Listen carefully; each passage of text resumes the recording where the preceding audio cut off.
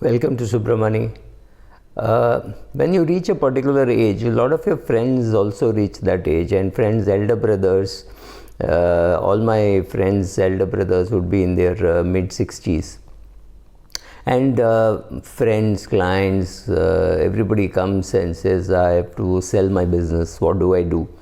So there is a lot of work which I've been doing last few years, maybe about 15-20 people, maybe a little more, who have come to me and said, look, this is what I want to do with my business. And there have been people who have been taken to their cleaners by their staff.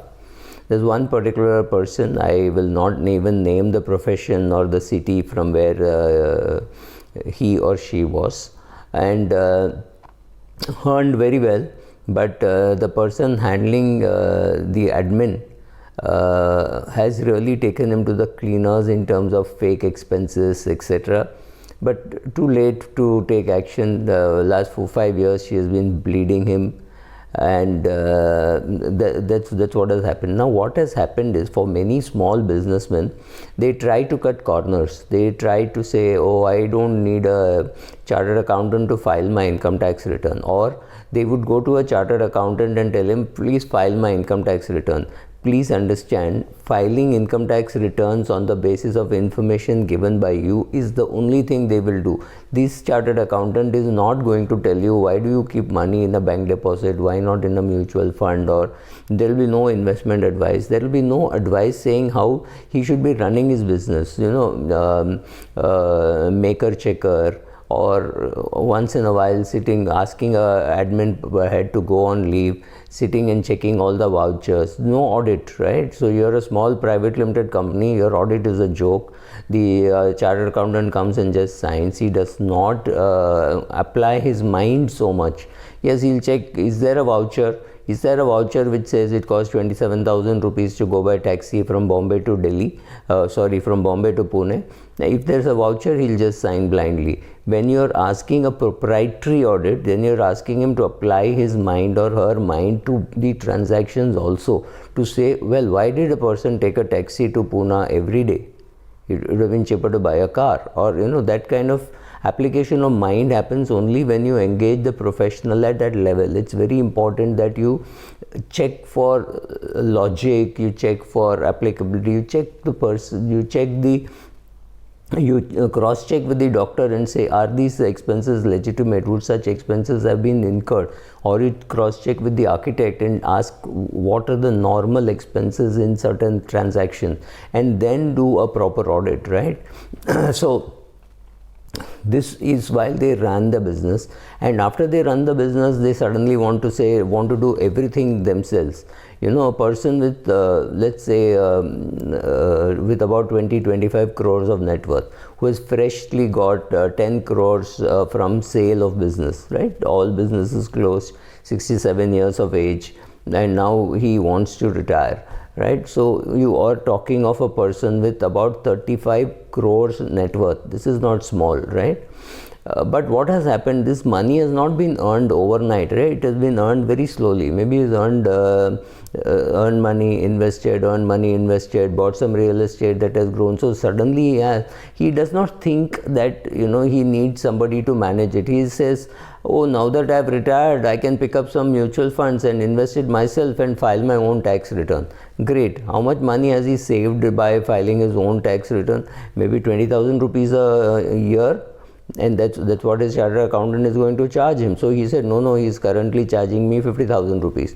I said, yes, but that can be negotiated down, because you don't have to file GST returns. You have to just estimate your advance checks and file one income tax return. So obviously he'll charge you much less now than he would have charged you when you were doing your own business, right? So I can pick up my own mutual funds, I can do my own tax returns. That's not the thing that you want to do, right? Why not ask some professional to do it himself? For example, this guy's will needed updation. He hadn't done it. So you need somebody like me. I went and told him, I checked out his will and asked him when did he make the will. And after he had made the will, he had changed one real estate. He had sold one office and bought another office, and he had shifted to a bigger house. Now these changes were not reflected in his will. His will was about 10 years old. Now somebody needs to tell you these things. Now I did it for him gratis. It's not something for which I charge a fee or anything.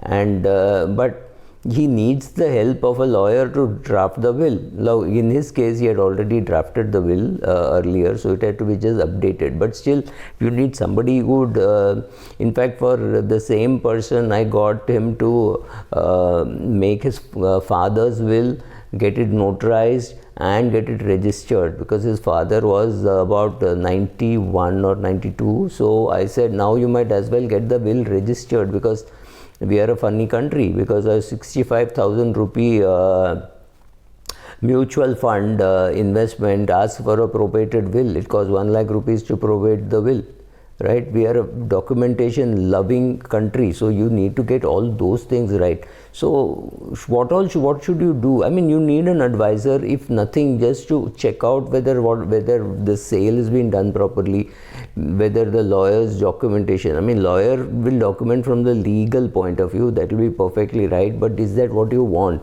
Is it that you're supporting some old aunt of yours whom you're paying 30,000 rupees per month, and that has to be incorporated in your will? Maybe your wife doesn't even know that you're doing this, right? So that has to be incorporated in your will. Or you tell your children, look, this aunt, she's 95 years of age, she doesn't have anybody, so I'm sending her money, and please continue to do that if I were to drop dead. Your family should know about these things. Some of these things are worth even documenting. Who is going to help you with all those things? Small things. I have another friend who was filing his own return. He has made a calculation mistake. He has, I would rather say, a big mistake, in the sense that he's included a transaction of his wife in his account, and the wife is, and the transaction is included in his wife's account also. So on one single purchase and sale of shares, he has paid something like 80,000 rupees extra tax in his own account. There is no way how you can go back and make those changes, because he found that out only 2 years later. Now, if you had gone through an accountant, need not be a great chartered accountant, but at least an accountant who calculates your capital gains tax, he wouldn't have made that mistake. Your broker wouldn't have made that. Your broker may have made that mistake, but if you are dealing through a broker who is completely electronically sending you data, such a mistake would not have happened, right? Now, these are all things which you avoid. I mean, if you saved 80,000 rupees extra tax that you paid, is perhaps, even if you were paying 10,000 rupees to a chartered accountant for filing a return, next 8 years fees you have already paid by mistake, and there's nothing you could do. So mistakes you can avoid, and skill sets that are required to manage money are very different from the skill sets required to run a architect practice or a chartered accountant practice or a medical practice, right? So at some stage you will retire and you give up these things. Don't worry too much about the cost of doing this, as long as you get a very competent person doing this. Worry about the quality that you have to get there. I know one person who is now teaching his grandchildren how to do charities. So he's got 7 grandchildren. He's every year these grandchildren have to find out one charity to which they have to give 10,000 rupees, and he will give 1 lakh of rupees. So they have to find a new charity every year to do that, and so the children are forced to do that. Children are supposed to create their own portfolios with the help of an advisor, and they have to justify, the advisor and the children interact and in his presence. So he is teaching them how to invest. So the best performing child is not given any reward. The worst performing child is not given any punishment. They are all told, they are all forced to interact with each other and then make the choices in the presence of the grandfather and the advisor. And lo and behold, that advisor gets paid for that day as a professional attending a training or whatever, which I think is a very sensible thing to do. There are a lot of useful things that you can do once you retire. Don't get into mundane things like saying, oh, I will clean my fan and I will change the bulb. It's not worth doing that kind of work, as long as you can there are, I mean, it's not worth doing that kind of work in India, at least, as long as you can get somebody else to climb on the stool to change a bulb or clean the fan. You got money, learn to enjoy it, learn to deploy, learn to teach your children. These need not be your own children. These could be the employees that you had while you were doing your business. If you have handed over this business to your children, stay away from the business. There's huge temptation to say, I will go 2 days a week or 3 days a week, but you will interfere. Don't do that. If you're a doctor and you have retired, maybe you're 80 years of age. Once you retire, be retired. Stay at home. Maybe you want to work till 91. That's perfect. I'm not getting into at what age you should retire. That each individual takes a call. But once you're retired, stay retired. Don't interfere in the business. Don't interfere in the way your son is running your business or your daughter is running your business, right?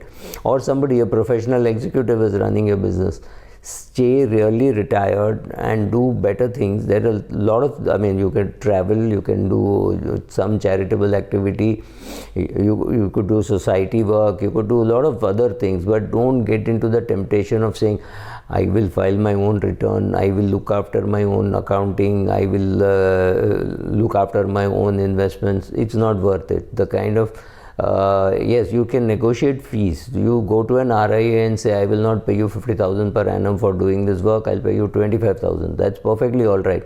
But don't try going on your own and making a mess and then make it get very difficult for a chartered accountant or a lawyer to sit and sort it out. I know one big entertainment guy who's got into some kind of a mess just because he was trying to save. He got some fresh BCom or somebody to look after, and who after a few years just stopped doing some work. So he's got into some kind of a legal mess. You have not filed returns, you have not, maybe there is no tax to be filed, but returns have to be filed. You know, you have a company with a few crores of assets, etc. You have to do all that legal work. If you have a company, you have to do the audit, you have to file the ROC return, you have to file the income tax return. You have got to do those things. You have to stop if you have a GST and you're not going to pay GST, you have to close it down. All those processes in this country, this is a mad country in terms of documentation. We have taken over from the Brits, and we have kept all those papers in place. So to cut a tree, you need permission.